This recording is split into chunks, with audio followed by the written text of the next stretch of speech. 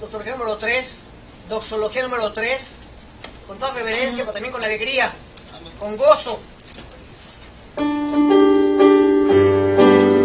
Doxología número 3. Te alabamos, oh Dios. Doxología número 3.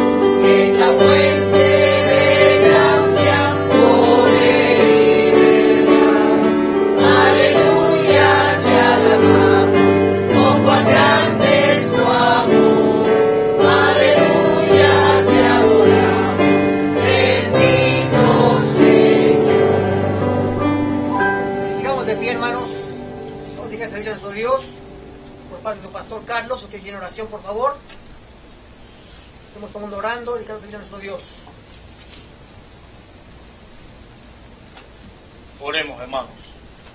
Padre, gracias te damos en esta mañana por la bendición que tú nos regalas de estar en este lugar en comunión contigo y en comunión con nuestros hermanos para alabarte y glorificar tu nombre.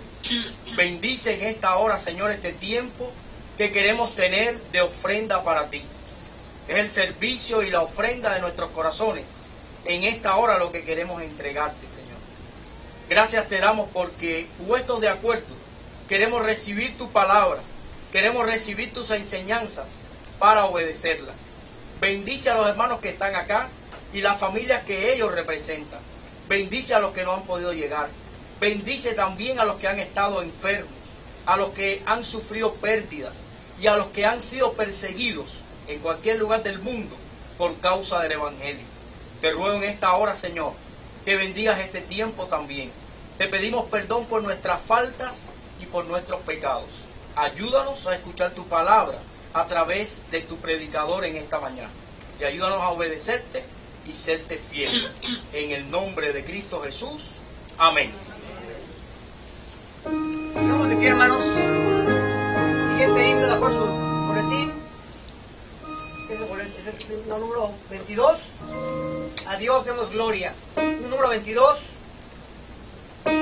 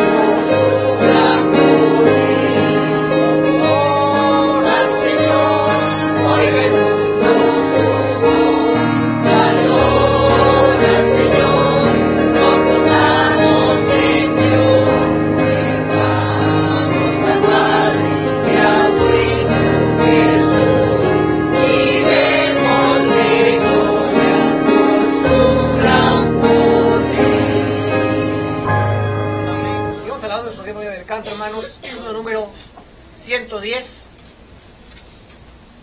110 en la cruz. Himno número 110 en la cruz. Digamos amén cuando tengamos.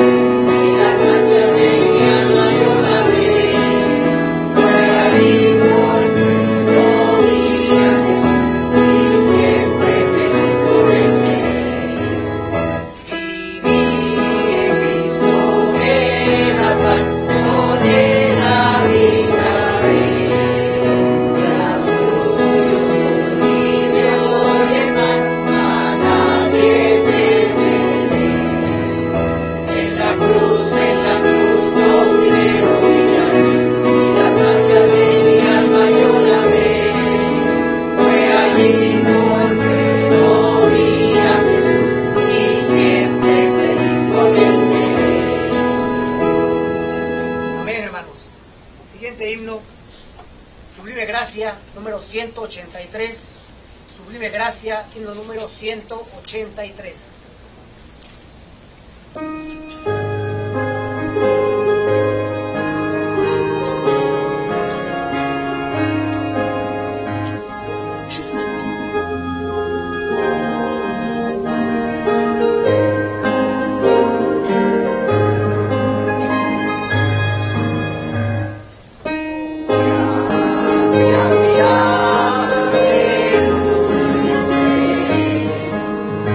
Be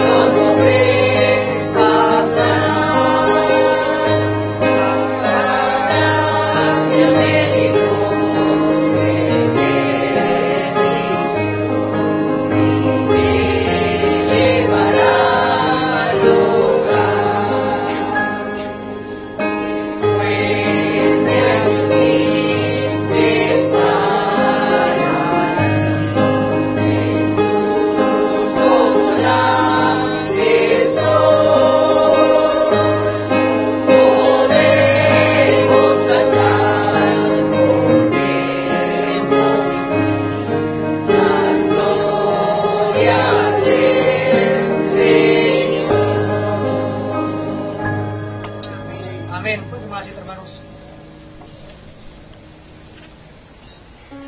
Vamos a pedir parte de ofrendas, hermanos.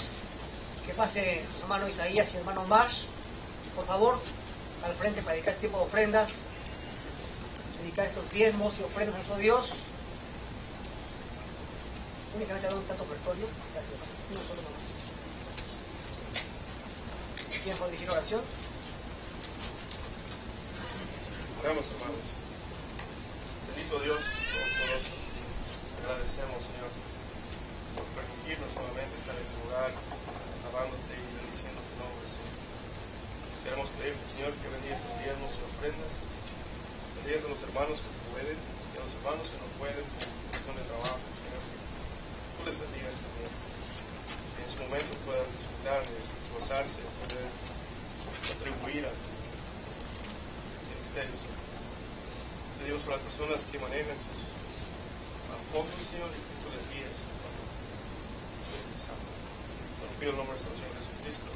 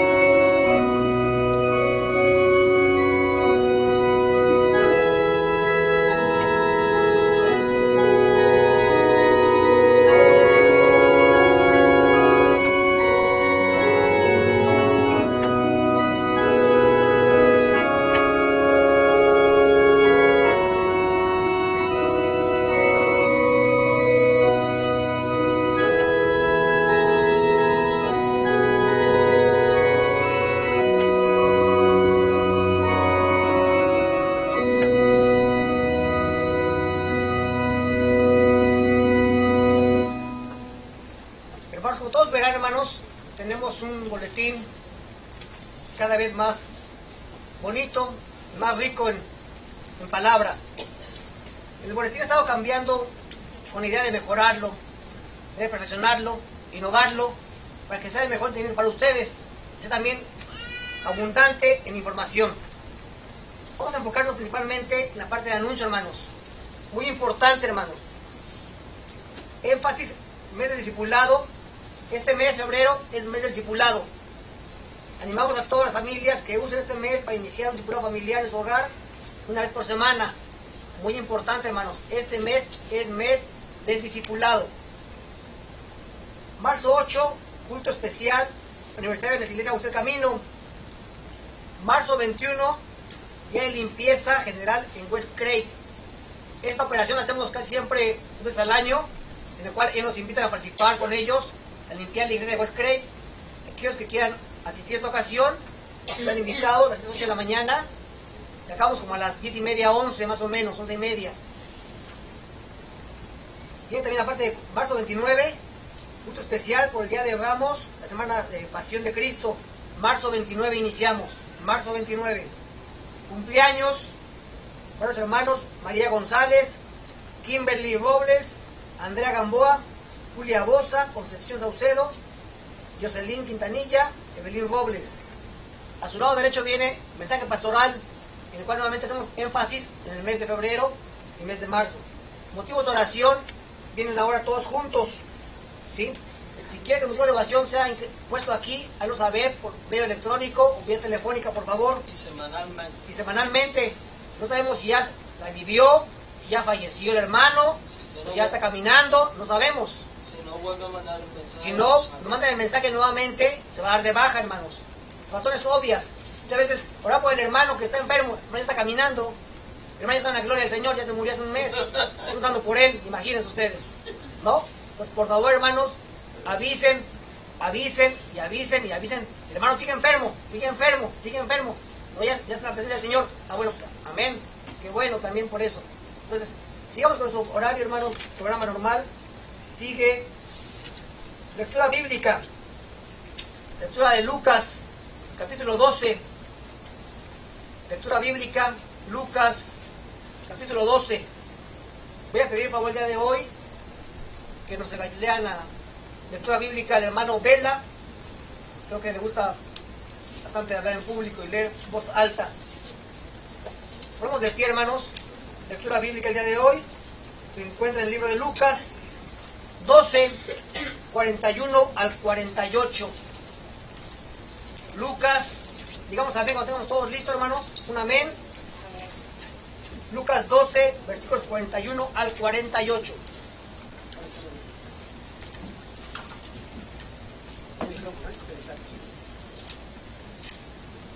¿Tiene lista su lectura, hermanos? Amén. Lucas 12, capítulo 12, versículo del 41 al 48. Yo leo el primer versículo, ustedes el segundo, y al final nos juntamos todos. Amén. Dice la palabra de Dios. Entonces Pedro le dijo: Señor, ¿dices esta parábola a nosotros o también a todos? Y dijo el Señor: ¿Quién es el mayordomo fiel y prudente al cual su Señor pondrá sobre su casa para que a tiempo les dé su ración? Bienaventurado aquel siervo al cual cuando su Señor venga le haya haciendo así. En verdad os digo que le pondrá sobre todos sus bienes. Mas si aquel siervo dijera en su corazón: mi Señor tarda en venir, y comenzare a golpear a los criados y a las criadas, y a comer y a beber y a embriagarse, Vendrá el Señor de aquel siervo y el día que éste no espera, y a la hora que no sabe, y le castigará duramente, y le pondrá con los fieles. aquel siervo que conociendo la voluntad de su Señor no se preparó ni hizo conforme a su voluntad, recibirá muchos azotes. Mas el que sin conocer la hizo cosas dignas de azotes, será azotado poco, porque a todo aquel a quien haya dado mucho, mucho se le demandará, y al que mucho se haya confiado, más se le dará. Dios bendiga su palabra. Amén. Gracias.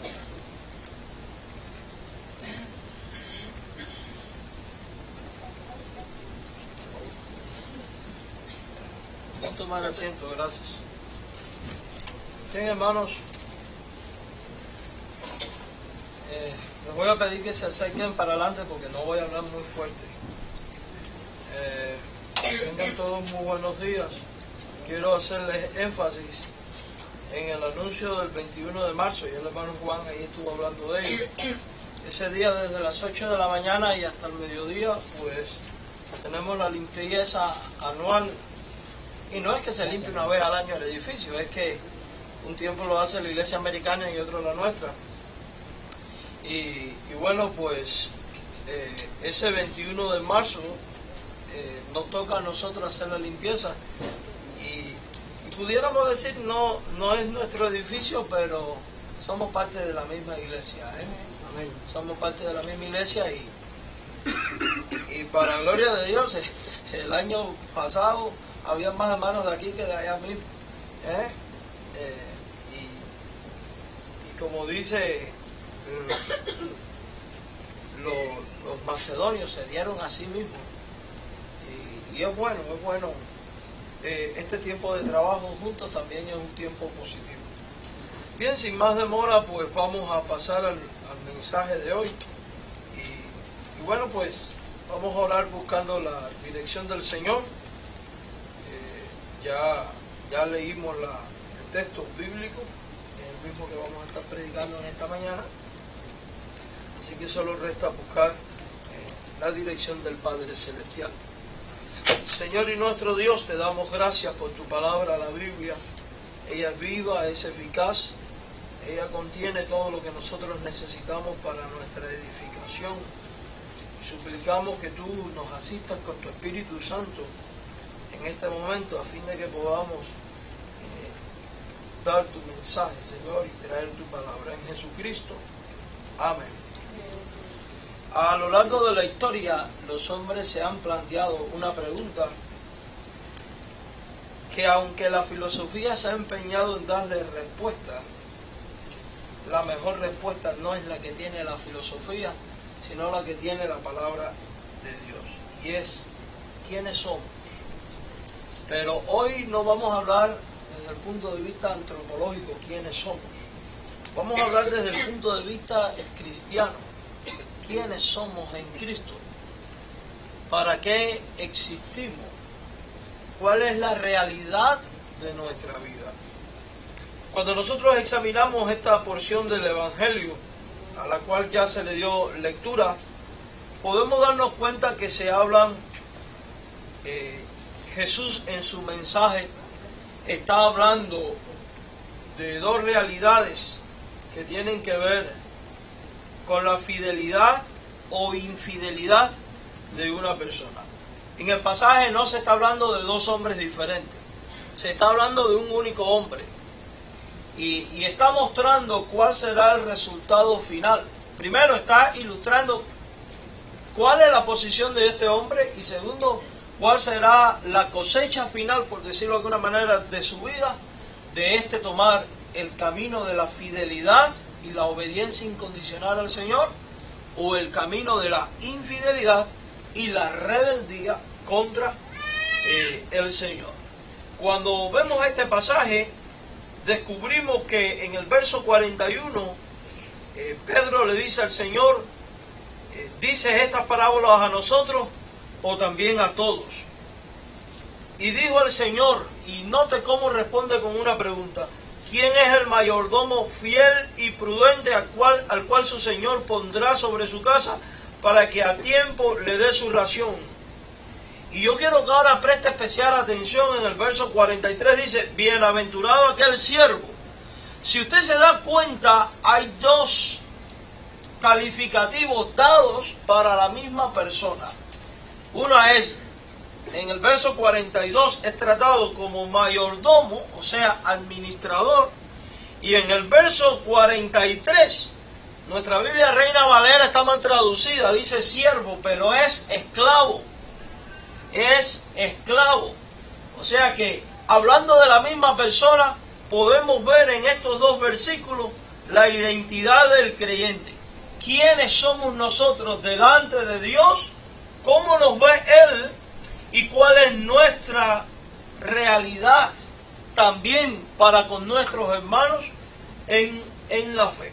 Cuando nosotros leemos el verso 41, vemos que el creyente es visto como con el verso 42, el creyente es visto como un mayordomo.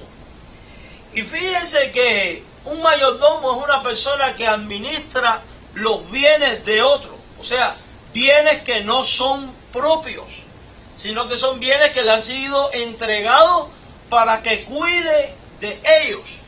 Y claramente queda implícita la respuesta a la pregunta de ¿quién es el mayordomo fiel?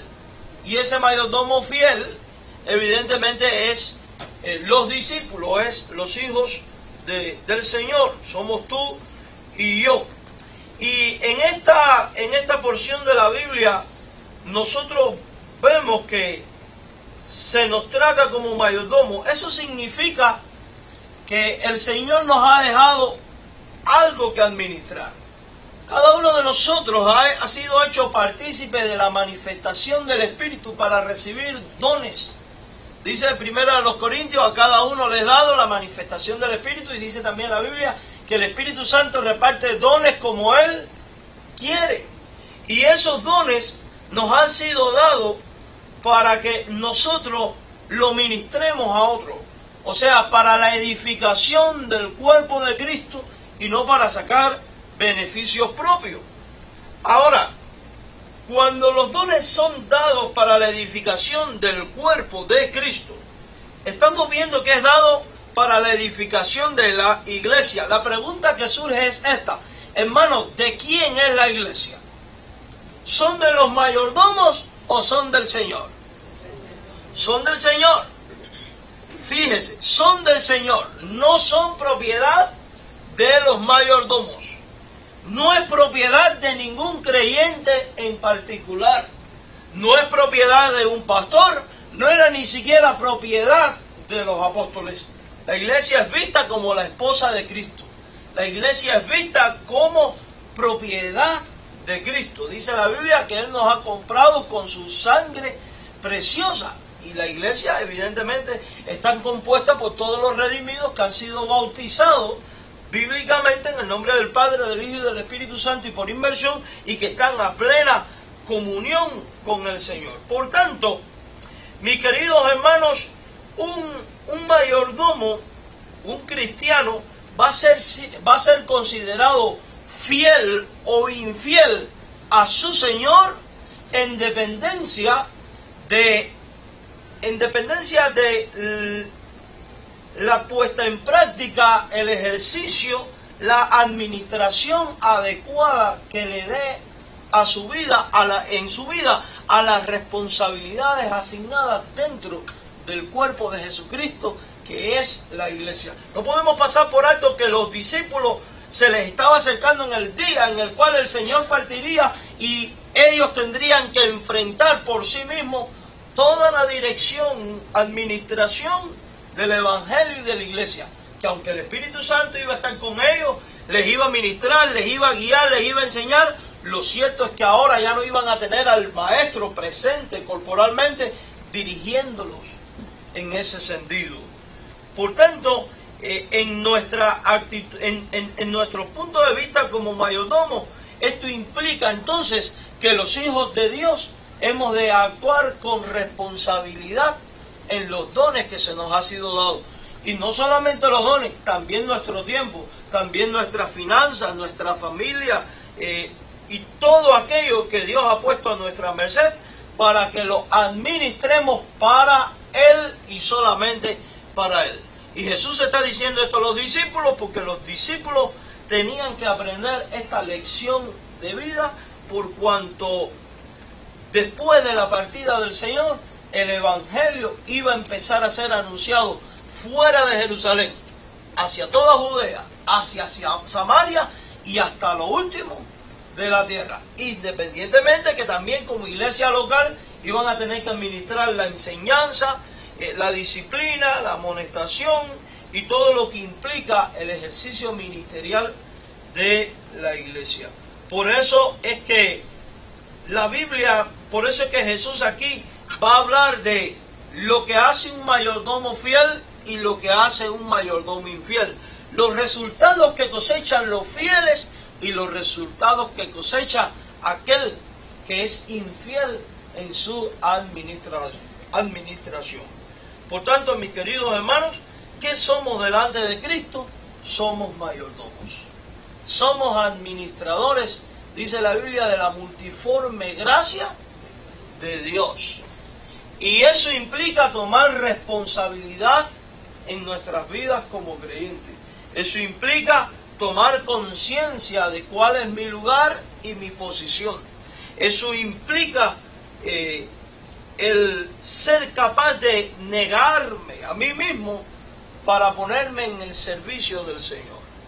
Pablo dice, lo he dejado todo y lo he estimado todo como ¿qué? Como basura. Y de hecho, esa es parte de lo que implica ser un mayordomo de Cristo. Implica ciertos grados de sacrificio. Cuando nosotros entramos, por eso dice, ¿quién es el mayordomo fiel y prudente? Porque además de ser fiel, el mayordomo debe ser ¿qué? Prudente. Porque la imprudencia lleva al caos dentro de la obra, al cual su Señor pondrá sobre su casa para que a tiempo le dé su ración. Y esta parte es muy interesante y después vamos a hablar de esto. La segunda posición, la segunda cosa que vemos, el segundo trato que se nos da, además de mayordomo, es como de esclavo. Y la palabra esclavo aquí en el verso 43, cuando dice, bienaventurado aquel siervo, evidentemente que está hablando del siervo fiel. O sea que ahora no es visto como mayordomo, sino que es visto como esclavo, como siervo. Y déjeme decirle algo, cuando estaba estudiando para este mensaje, busqué y leí la historia del por qué se decidió poner la palabra siervo en vez de la palabra esclavo. Y es que en el momento en que en el momento en que se está haciendo estas traducciones de la Escritura, estaban en su apogeo las luchas contra las segregaciones raciales. Y entre la lengua castellana había ciertos problemas con la palabra esclavo, donde tendía a verse como sinónimo de racismo, de segregación, de abuso, etcétera, etcétera, etcétera. Concepto que en la Biblia no es visto de esa manera. Y por tanto los traductores prefirieron poner siervo, pero lo cierto es que el término correcto es esclavo. Por tanto, lo que dice literalmente el texto es, bienaventurado aquel esclavo al cual cuando su señor venga le haya haciendo así. Por tanto, el segundo trato que se le da al creyente, ¿quiénes somos? Además de mayordomo, es que esclavos de Cristo. ¿Esclavos de quién? De Cristo. ¿Qué implicaciones trae esto?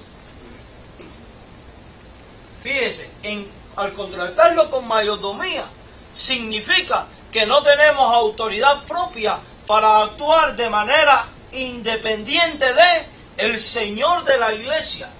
No tenemos autoridad propia para enseñar o llevar una fe o ejercer un ministerio fuera de los lineamientos, la enseñanza y la voluntad del Señor de la mies, del dueño de la mies, del cabeza de la iglesia, del Señor que viene, del Señor que es propietario, del Señor que viene a tomar lo suyo y cuyo nombre es ¿quién? Jesucristo. Oí a alguien decir en una ocasión, la iglesia no es un cuerpo legislativo, no existe para hacer leyes religiosas, ni establecer mandamientos propios, ni ministerios propios, ni sistemas administrativos o de adoración que sean movidos por la iniciativa y la creatividad del humano, sino que la iglesia es un cuerpo ejecutivo. Existe para poner en práctica y ejecutar la voluntad del Señor que ha sido revelada en las Santas Escrituras.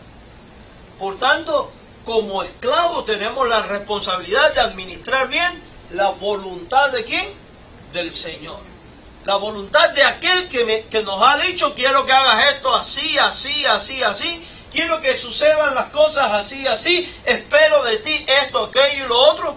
Y fíjese que lo que espera el Señor es que usted se encuentre velando y orando en un buen ejercicio de su ministerio como mayordomo y como esclavo de Cristo. Porque el contexto del pasaje está hablando de que el Señor se va a una boda y que viene a la hora que nadie lo está esperando. Evidentemente esto está apuntando a la realidad de lo que va a vivir después la iglesia.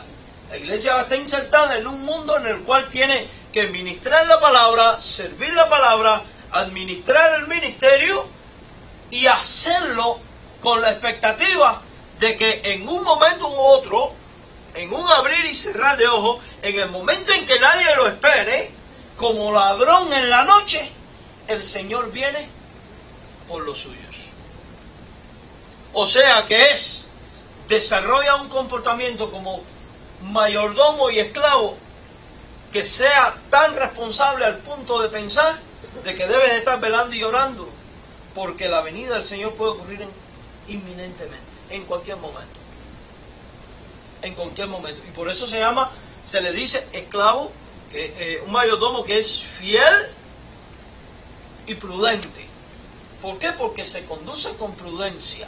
Porque no comete la imprudencia de dejar de velar. No comete la imprudencia de administrar mal. No comete la imprudencia de confiarse y de pensar por el maestro y de hacer planes basados en una idea propia, tomando el lugar del Señor.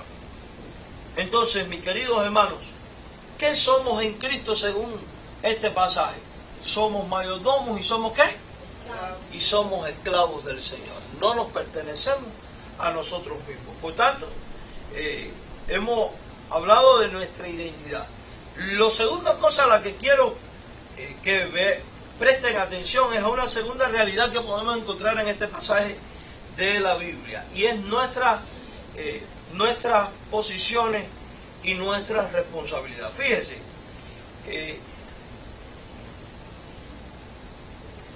el hombre ha sido constituido, el creyente ha sido constituido como mayordomo. Ahora, cuando usted lee el versículo, dice: ¿quién es el mayordomo fiel y prudente al cual su Señor pondrá? Y dice, sobre su casa. Esto nos dice, mis queridos hermanos, sobre su casa, o sea, por encima de, que los creyentes hemos sido elevados a una posición de administrador, no para enseñorearnos sobre la casa, sobre nuestros hermanos, sino para servirles y ministrarles de tal manera que la casa funcione de manera correcta, conforme al agrado de su propietario. Porque fíjense cómo el pasaje dice: pondrá sobre su casa para que a tiempo le dé ¿qué cosa? Su ración. O sea que el mayordomo ha sido puesto para proveer la ración, la porción que cada cosa y cada persona dentro de la casa necesita. Usted ha sido constituido mayordomo de Cristo y ha sido puesto para proveer a sus hermanos la ración que su hermano necesita. Al que honra, honra. Al que tributo, tributo. Al que servicio, un servicio a través de sus dones. Al que necesidad económica, provisión. La Biblia dice con toda claridad: si tu hermano tiene necesidad, no le digas vete en paz, voy a estar orando por ti, teniendo con qué proveer para su necesidad. No podemos cometer este error. La Biblia es clara cuando habla y enseña estas cosas. O sea, usted ha sido puesto para la edificación del cuerpo ¿de quién? De Jesucristo. Eso implica, mis hermanos, hacer cambios en nuestras actitudes, en nuestra manera de pensar, en nuestra manera de ver la vida. Eso implica dejar de pensar en nosotros mismos para centrar nuestra atención y empezar a pensar en el otro, en el prójimo, en aquel que es tu hermano en la fe. Eso implica romper con los individualismos, con el egocentrismo. Eso implica romper con el egoísmo. Y digo esto porque por lo general nosotros tenemos una tendencia a llevar una vida donde todo gira en torno a nosotros. Y cuando nosotros vemos la vida de Jesús y sus enseñanzas, ¿qué dice Él? Si tú amas al que te ama, ¿qué mérito tienes? También los inconversos hacen estas cosas. Si tú das al que te da, ¿qué mérito tienes? También los inconversos hacen estas cosas.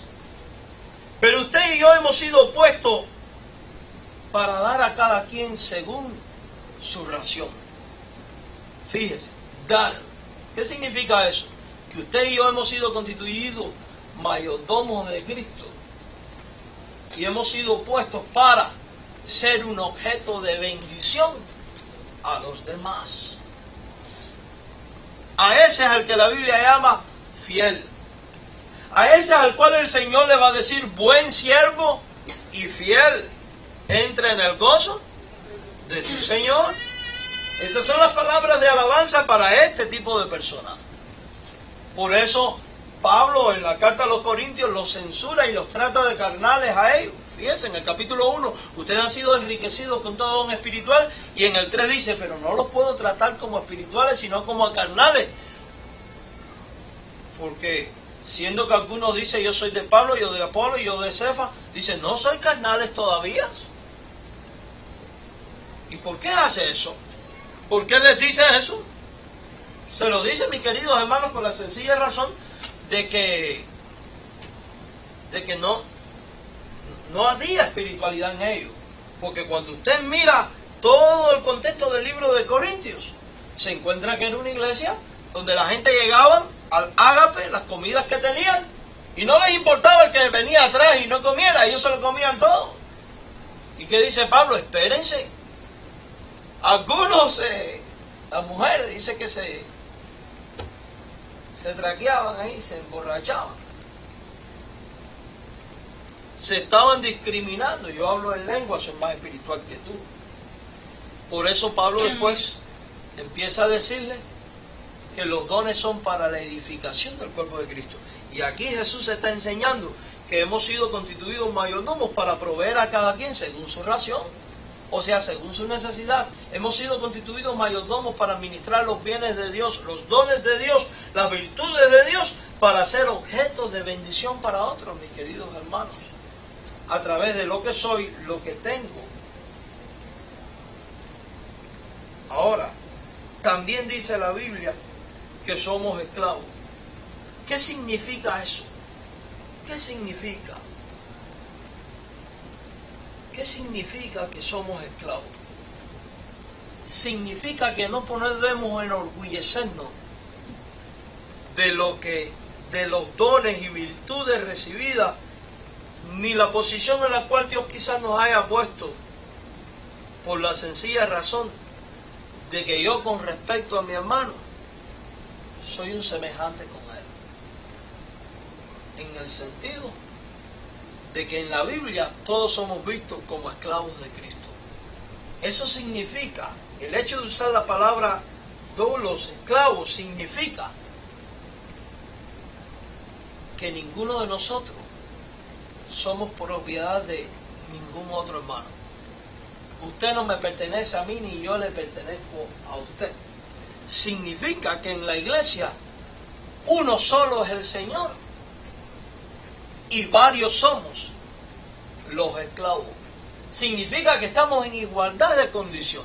Significa que nuestra vida está sometida al señorío de alguien. ¿Y ese alguien quién es? Jesucristo. Dice la Biblia que hemos sido libertados de la esclavitud del pecado. Y cuando se habla de aceptar a Cristo como Salvador y Señor, significa entonces que mi vida ahora va a dejar de pertenecerle al diablo, porque ahora pertenece a Jesús, porque ha sido comprada con la sangre preciosa del Cordero Redentor. Por eso Pablo decía, no vivo yo, sino que vive Cristo en mí. Lo que ahora vivo en la carne, lo vivo en la fe del Hijo de Dios, el cual me amó y se entregó a sí mismo por mí. Por eso decía, con Cristo estoy juntamente crucificado. Porque él había entendido, y fíjense que es Pablo la persona que más habla de esclavo. Cuando usted lee sus epístolas, muchas de ellas dice Pablo, siervo de Jesucristo, esclavo de Jesucristo por la voluntad de Dios.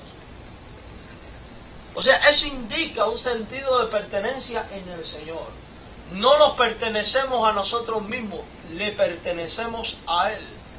Un esclavo tampoco tenía voluntad propia. Significa que significa que existía para obedecer a otro.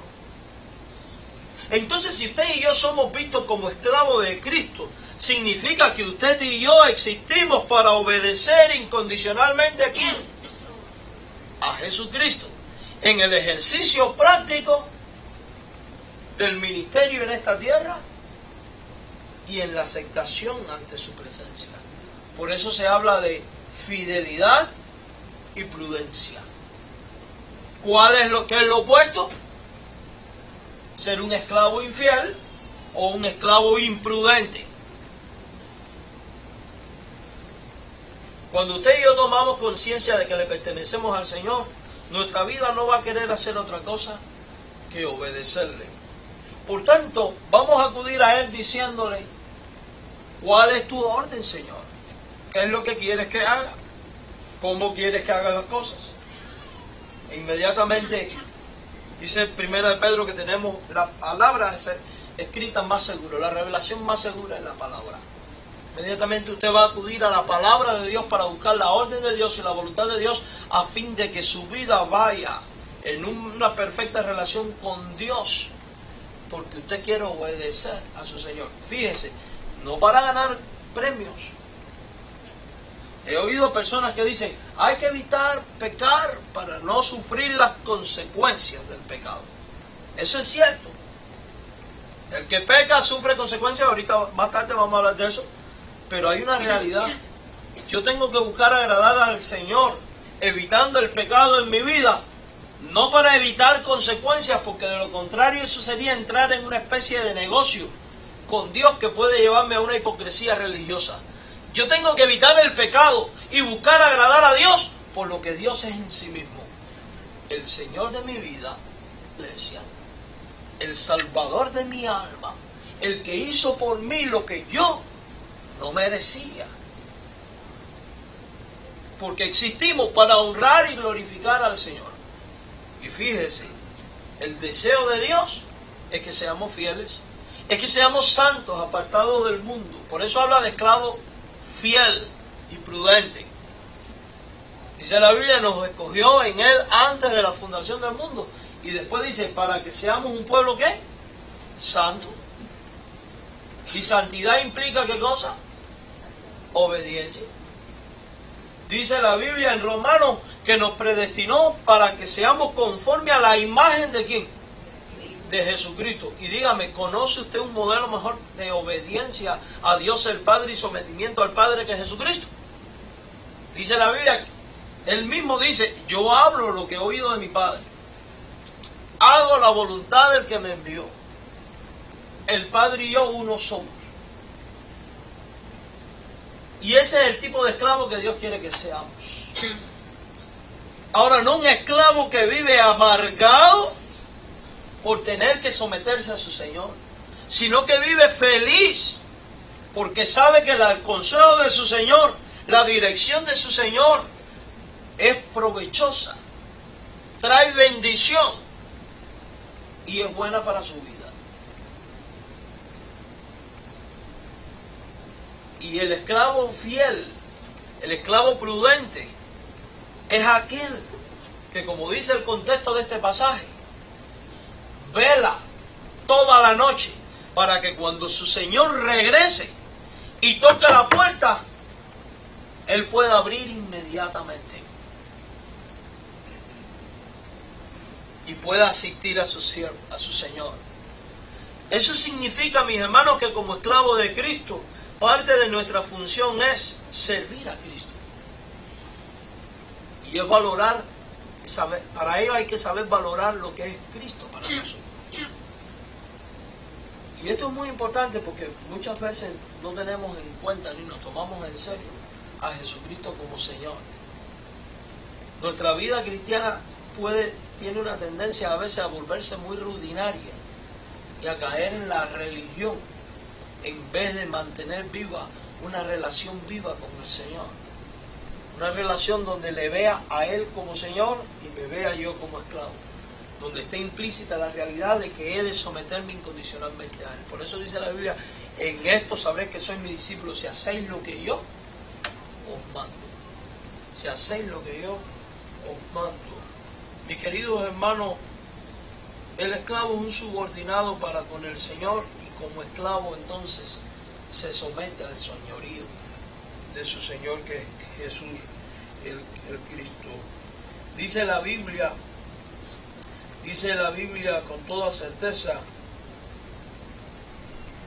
que el Señor viene, Y ahora quiero hacerles una pregunta.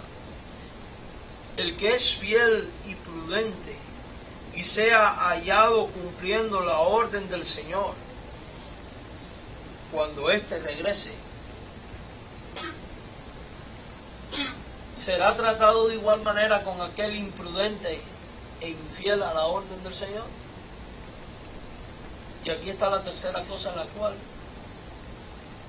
quiero que reflexionemos. Y hablo de el pago final del creyente. Fíjense que estamos hablando de una misma persona que puede tener dos rumbos en su vida: la fidelidad y la prudencia, o la infidelidad y la ¿qué? Y la imprudencia. Mis queridos hermanos, el pago final del creyente Los galardones finales están condicionados por la fidelidad y el compromiso, el comportamiento de cada quien. Dice primero a los Corintios que la obra de cada uno será probada como por fuego. En el bema de Cristo, en el tribunal de Cristo, todo creyente será llamado a cuentas. Y dice la Biblia que cada uno dará cuenta de cada palabra ociosa que salió de su boca, de cada acto. ¿Y cuándo va a ocurrir esto? ¿Cuándo viene este acontecimiento? Viene después del rapto. ¿Sabe lo que eso significa? Que como no sabemos el día ni la hora, nosotros hemos de estar listos y vivir cada día de tal manera que si el Señor viniera ahora, pudiéramos ser hallados fieles para no tener de qué avergonzarnos delante de su presencia. Porque en la venida de Cristo, el mayordomo fiel y prudente será premiado y bendecido, pero el mayordomo infiel e imprudente experimentará consecuencias muy tristes. Su obra se perderá, aunque él será salvo, dice primero a los Corintios, pero su obra, por haber sido edificada sobre heno, paja y hojarasca, el fuego, el juicio de Dios, ¿la qué? La consumirá. La consumirá. Y yo quiero que noten lo que dice el versículo bíblico. En verdad os digo, verso 44, que le pondrá sobre todo sus bienes. Hablando del fiel. Aquí está. ¿Le pondrá sobre qué? Sobre todo sus bienes. Dice, mas si aquel siervo dijera en su corazón, y ahora vamos a hablar de la insensatez y la imprudencia. Mi Señor tarda en venir. En primer lugar, ya estamos viendo una persona que empieza a pensar por sí mismo, ajeno al criterio y a la voluntad de Dios. Y cuando pensamos por nosotros mismos, ajeno y al criterio de la voluntad de Dios, ese es el primer paso para que las cosas comiencen a salir mal y la bendición de Dios huya de tu vida. Y lejos de ser un bendecido, sea un desdichado. Por eso a veces la gente no experimenta más la bendición de Dios. No crecen en experiencias. No conocen a Dios. Fíjense, mi Señor tarda en venir. Pero no solo desarrolla un concepto equivocado, sino que el infiel, el imprudente, desarrolla una actitud de abuso para con sus hermanos. No valora a su hermano, sino que se levanta contra su hermano. Fíjense qué hace. Comienza ¿qué? A golpear a los criados y a las criadas. Y esto es interesante. Comienza a golpear a otros que son esclavos igual que él. ¿Y de quién está diciendo esto? Está diciéndolo de esos creyentes que se levantan espiritualmente, moralmente, intelectualmente, como sea, haciendo acepción de personas.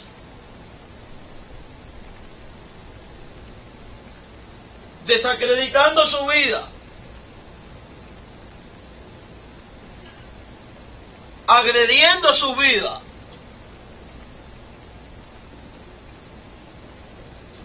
denigrando la vida de otro.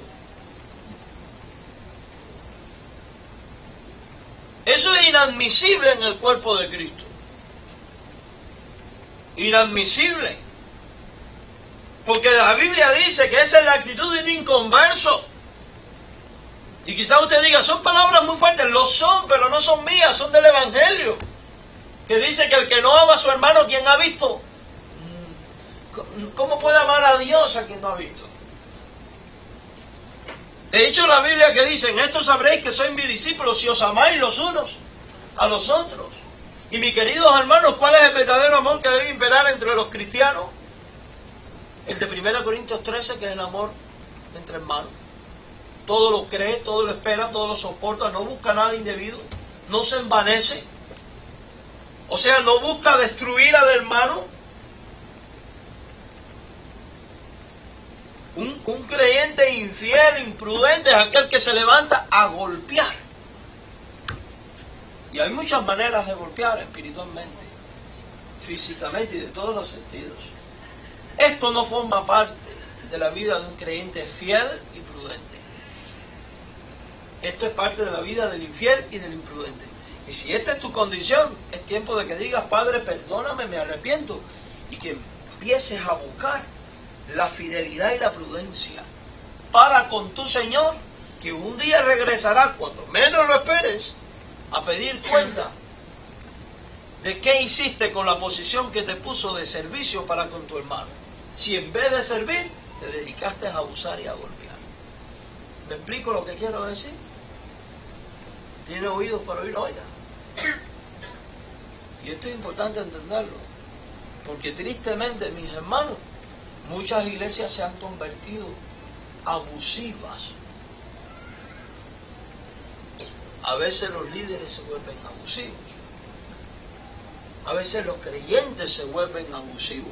Miren, generalmente decimos pastores que abusan. Hay miembros que abusan y abusan de los pastores. Los hay. Yo no sé por qué. Ha habido un eterno conflicto y eso es diabólico. Pastores y diáconos viven peleados. En muchas iglesias ocurre. Pastores y diáconos no. Me encontré no hace mucho con un pastor que me decía: no, yo no tengo diáconos en mi iglesia porque yo para estar peleado con la gente no, pues no los tengo. Eso está mal, la iglesia debe tener sus diáconos. Son los encargados del servicio.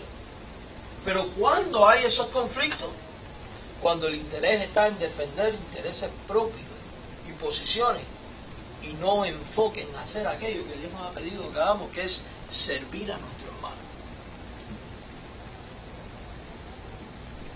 Servir a nuestro hermano. El imprudente, ¿qué más hace? Dice el verso 45, se pone a comer y a beber y a embriagarse. O sea, vive desenfrenadamente. Vive irresponsablemente. ¿Y por qué irresponsablemente? Porque piensa que su Señor tarda. Mis queridos hermanos, supongamos que a usted y a mí no nos toque ver la segunda venida de Cristo. De igual manera no estamos cada día en la presencia de nuestro Señor. Y de igual manera un día no estaremos en su presencia para dar cuentas. Fíjense que por eso 1 Corintios capítulo 5 dice: si alguno que llamándose hermano sea idólatra, mentiroso, ladrón, engañador, chismoso, adúltero, etcétera, etcétera, etcétera, dice, a los de afuera, a los inconversos los juzga Dios, pero a los de adentro los juzga a vosotros. Y dice la Biblia: quiten a ese perverso de entre vosotros. Quítenlo. ¿Saben lo que significa? Expúlsenlo, sáquenlo de la congregación. Porque un poco de levadura leuda toda la masa. Porque es inadmisible que alguien diga: creo en Jesucristo, y se esté llevando una vida mundana, una vida llena de imprudencias, una vida liberal, una vida que no se toma en serio a Cristo, una vida que no entiende que el Señor viene, una vida que no entiende que tiene que estar ceñido. Si usted lee el contexto del pasaje, hay una parte donde dice: tengan sus lomos ceñidos. ¿Qué significa eso? Estén listos para actuar. Las túnicas de los hebreos, habían dos tipos de túnicas. Una que era un poco más abajo de la rodilla y una más larga. Pero ambas, para correr y moverse, eran incómodas. Y ceñirlas era tomarlas, los bordes, y ponerlas sobre el cinturón para andar de manera liviana. Y está apuntando al mismo hecho de la Pascua en Éxodo. Coman la Pascua con los pies calzados y ceñidos para la voz salir, o sea, actuar. El prudente, el fiel, está ceñido, está velando, está orando para saber cómo actuar, para actuar en favor de su Señor. para actuar en favor del que toca la puerta y tiene todo listo. Hay otro pasaje donde habla de las vírgenes sensatas e insensatas. El fiel tiene su lámpara, ¿qué? Lista. Su vida no está enfocada en comer y en beber. Esta es la persona que dice, tengo tiempo. Cuando sea viejo me arrepiento de mis pecados. O cuando pase, déjame disfrutar un poquito y después voy a encaminar mi vida. Mire, conocí a un joven. Murió el mismo día que nació mi hijo Aarón. Desde niño le estaba dando el evangelio. Ya cuando agarró sus 10 y pico de años, le predicaba y llegó a decirme un día, no me hables más. Cuando yo sea viejo, yo voy a ir a la iglesia. Me acuerdo que le dije, puedes agarrarte muy tarde. ¿Qué garantía tienes tú que vas a llegar a viejo? Hermano, murió el mismo día que nació mi hijo Aarón, de 23 años murió. Y murió sin arrepentirse. No llegó a viejo y no llegó al cielo. Cuidado con los conceptos equivocados dentro de la fe. Cuidado con los conceptos equivocados de su Señor. Porque a veces desarrollamos un concepto equivocado del Señor. Decimos, es amor, es misericordia. Y llegamos a creernos la falsa idea de que amor y misericordia es sinónimo de tolerancia. Amor no es tolerancia. De hecho, el verdadero amor implica disciplina y corrección ante lo mal hecho. Y digo esto porque no importa lo que haya hecho. Dios es amor. Pero es fuego consumidor, y lo dice el mismo versículo que dice que Dios es amor. ¿Y Dios es el que ama qué? Disciplina. Más bien preocúpate si tú dices que eres cristiano y estás haciendo lo que quieres y no ves la disciplina de Dios, porque eso significa que tú no eres convertido. Por eso es importante meditar en todo esto. Mis queridos hermanos, no podemos, mire, hay diferentes maneras de ser ateo. Cuando el Salmo 14:1 dice, dijo el necio en su corazón, no hay Dios, no lo está diciendo de alguien que niega la existencia de Dios, sino de alguien que vive como si Dios no existiera. Y esto aplica aquí. Cuando usted vive de tal manera, desordenada, como si Cristo no fuera a venir, usted está viviendo como si Dios no existiera. Y dice la Biblia que Dios no puede ser burlado. Y estas no son palabras de amenaza, son realidades que están en la Biblia. Porque hay un pago, hay una cosecha. No tenga miedo a la palabra cosecha. Yo sé que algunas están maltratadas por ahí con el dinero. No estoy hablando de dinero. Hay cosecha por las acciones que hacemos. Verso 46. Vendrá el Señor de aquel siervo en día que éste no espera y a la hora que no sabe. ¿Y qué le va a hacer? Dice ahí, le castigará, y no dice le castigará ya, no dice duramente, o sea con severidad, e incluso más duro que aquel que es inconverso. ¿Por qué? Porque ¿cómo es posible que te atrevas a vivir como te dé la gana sabiendo las normas y exigencias de tu Señor? Eso es tener a Dios en poca estima. Eso es no temer a Dios. Pero no solo eso. Dice la Biblia, y, o sea, además de un castigo severo, ¿le pondrá con quién, mi hermano? ¿Dónde van a estar los infieles? Está fuerte eso. Oh, ahí está, perdió la salvación. No, probablemente no la tuvo. Probablemente no la tuvo Nunca, porque el que es nacido de Dios, las cosas de Dios hace, las obras de Dios hace. Y estas palabras que sirvan para tu autorreflexión, autoexamen. ¿Cómo está siendo mi vida? ¿Estoy siendo este tipo de siervo? Si descubres que no lo está haciendo, alerta. Los aviones, cuando entran en estados de pérdida y emergencia, saltan alarmas que se encienden y suenan. Estas pueden ser alarmas. Son las oportunidades. Mire, esta es parte de la manera en que Dios muestra su misericordia cuando nos da un mensaje que nos hace darnos cuenta de nuestro pecado y de nuestro mal para que nos arrepintamos. La Biblia es clara.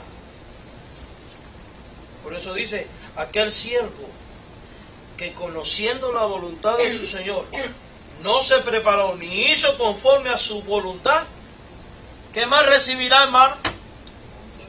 Muchos azotes. Azote no es la muerte, es azote, golpes, heridas. ¿Dónde?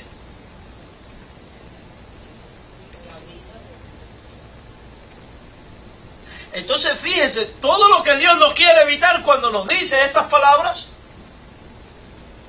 Por eso habla de fiel, porque habla del que quiere hacer la voluntad, y prudente, porque hay que ser muy imprudente para escuchar un mensaje como el que Jesús está dando y decidir llevar la vida a su antojo y no someter a aquel que es tu Señor y que quiere que administres correctamente todas las cosas. Y sigue diciendo. Y sigue diciendo. Fíjense al final del 48. A todo aquel a quien se haya dado mucho, mucho se le demandará. Y al que mucho se le haya confiado, más se le pedirá. Pero ahora, ¿cuál es el galardón del fiel y del prudente? Quiero que vayamos ahí al verso 43 nuevamente.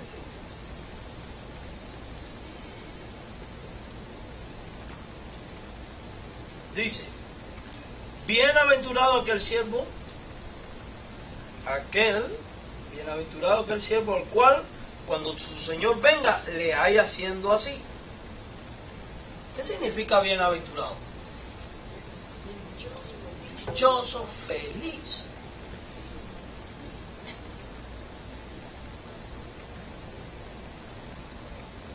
En lo poco has sido fiel. ¿Qué dice la Biblia? En lo mucho te pondré. Pero no solamente te voy a poner en abundancia, dice también, entra en el gozo de tu Señor. La Biblia habla de coronas y galardones. Por eso dice, la obra que fue edificada sobre piedras preciosas, etcétera, esa obra perdura.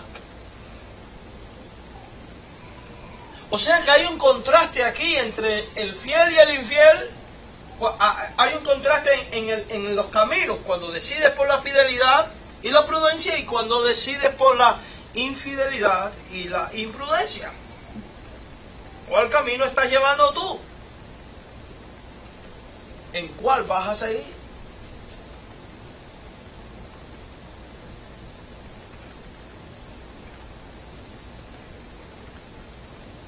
Es importante que tú tomes una decisión correcta. Es importante que tú obres de manera correcta. ¿Sabe por qué? Porque nadie sabe el día ni la hora a la cual el Señor, ¿qué? Vendrá. ¿Qué garantía tienes tú que no va a ser en el próximo segundo? ¿O en el próximo minuto? ¿La próxima hora? ¿El próximo día? Pastor, llevamos 2000 años y no ha venido. No creo, porque falta esto, aquello y lo otro. No se engañe. Nadie sabe el día ni la hora. Y dice que vendrá como el ladrón en la noche, cuando nadie lo espera. O sea, cuando usted está como el imprudente de él, bebiendo, tomando, y como los días de Noé. Y será tan repentino como un abrir y cerrar de ojos. ¿Qué tiempo va a tener usted en una fracción de tiempo, valga la redundancia, es un abrir y cerrar de ojos, hermano. Dígame, ¿para qué le alcanza el tiempo a un abrir y cerrar de ojos? ¿Sabe lo que significa? Vive de tal manera que estés a cuentas con Dios, porque cuando llegue el momento no vas a tener tiempo. ¿Cuánto dura pestañear? A ver, eche ahí un pestañazo. Va a ser así tan rápido. ¿Por qué Jesús da este mensaje? Para que estemos alerta, para que estemos preparados. Porque su deseo como Señor es que tú como mayordomo y esclavo tengas tu lámpara encendida, tu lámpara preparada, estés velando, estés despierto, estés ceñido, para cuando Él toque la puerta y venga, usted pueda ¿qué? Recibir a su Señor. Es mi oración a Dios que esta sea tu condición. Si no lo es, el momento de darle un giro a tu vida. Oramos. Señor, gracias por este tiempo en el cual hemos podido meditar en tu palabra. Ayúdanos a ser un pueblo fiel, un pueblo prudente, que espere y confíe en ti, Señor. Que vive cada día como si tú fueras a venir en el próximo segundo. Que te teme y que asume con responsabilidad su condición de mayordomo y de esclavo. Bendícenos, Padre. En Jesucristo, ahora nos proponemos recordar lo que tú hiciste por nosotros en la cruz. Que este mensaje haya servido para reflexionar en el coste de nuestra salvación y lo importante y bendecido que somos cuando decidimos ser fieles, no conducimos con prudencia. Jesús, amén. Hemos pedido al pastor Carlos que por favor nos presida en la cena.